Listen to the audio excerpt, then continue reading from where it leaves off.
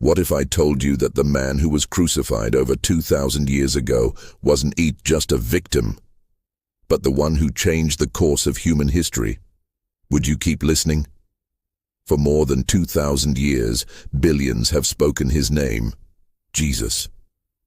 But between the praise and the criticism, how many truly understand who he was? He's been called a teacher, a prophet, a revolutionary, and for many, the Son of God. Yet he remains arguably the most misunderstood man in history. We're going to peel back the layers of tradition, myth, and misconception to explore the man at the center of it all. Let's start with a common image. Jesus, the gentle, soft-spoken teacher, always serene, maybe with a lamb in his arms. This picture isn't entirely wrong, but it's woefully incomplete. This is the man who braided a whip and drove merchants out of the temple, overturning their tables in a display of righteous anger. He wasn't just passively gentle. His love was active, fierce, and often confrontational. He challenged the most powerful religious leaders of his day, calling them hypocrites and blind guides. He wasn't afraid to disrupt the status quo for the sake of truth and justice. This wasn't a man who avoided conflict. He engaged with it directly when it stood in the way of God's kingdom.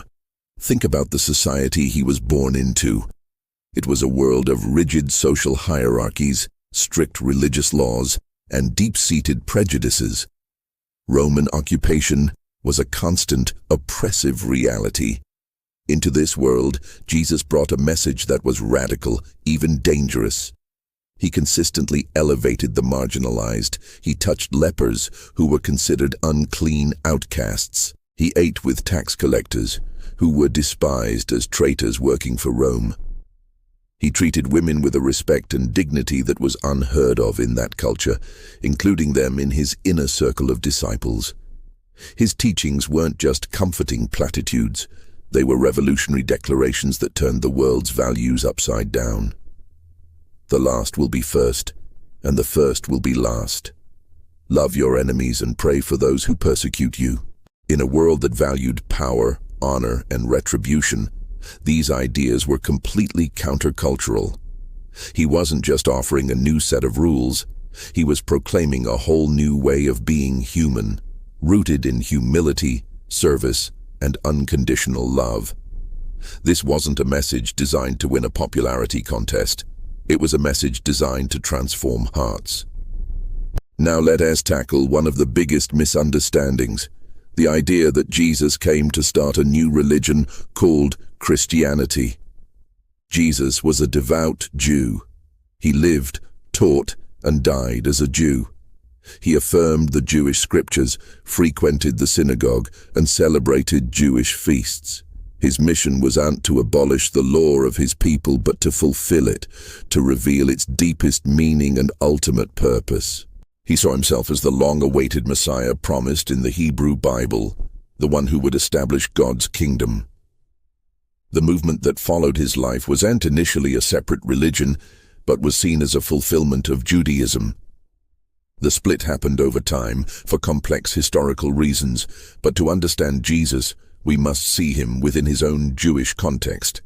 He wasn't rejecting his heritage, he was claiming to be its culmination. And what about his claims?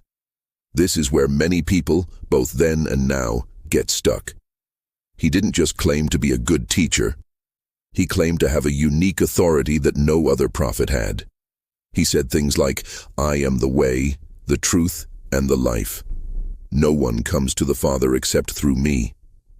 He forgave sins, something that, in his culture, only God could do. This is why the religious leaders were so offended. They didn't see a humble teacher. They saw a man making claims of divinity, which they considered blasphemy. C.S. Lewis famously argued that you can't just call Jesus a great moral teacher.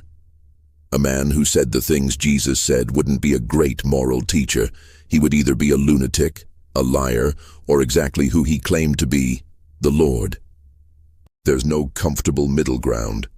His claims force us to make a choice. This brings us to the cross. It's often seen as a tragic end, the defeat of a good man by a cruel world. But according to Jesus and his followers, the crucifixion wasn't a mistake or an accident. It was the entire point of his mission. He spoke of it repeatedly, saying he must go to Jerusalem to suffer and die. He framed it as the ultimate act of love, a willing sacrifice. He wasn't a martyr for a political cause. He presented his death as an atonement, a payment for the brokenness of humanity.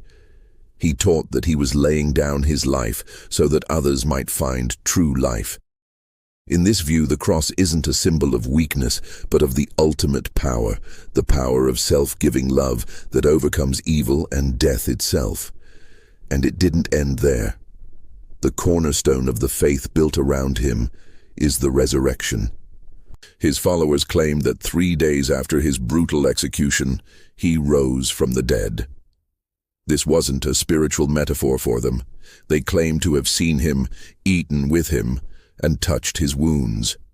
This belief is what transformed a small group of terrified, scattered disciples into a global movement that endured persecution and changed the world.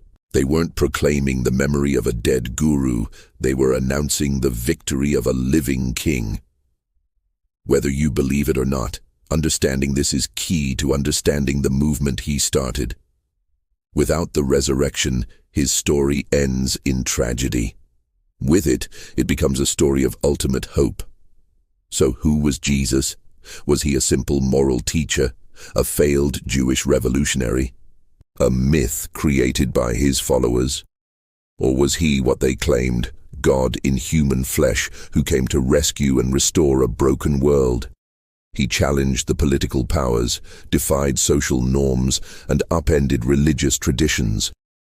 His message of radical love, forgiveness, and humility continues to challenge us today. He is far more complex, more challenging, and more compelling than the one-dimensional character he is often made out to be. The real Jesus invites us not just to admire him from a distance, but to grapple with his claims and confront the implications for our own lives. The most misunderstood man in history may also be the most important one you ever seek to understand. Thank you so much for joining me on this journey today. If this sparked your curiosity, I encourage you to read the Gospels for yourself and explore these questions further. Don't forget to like this video, share it with someone who might find it interesting, and subscribe for more deep dives into the figures and ideas that have shaped our world. We'll see you in the next one.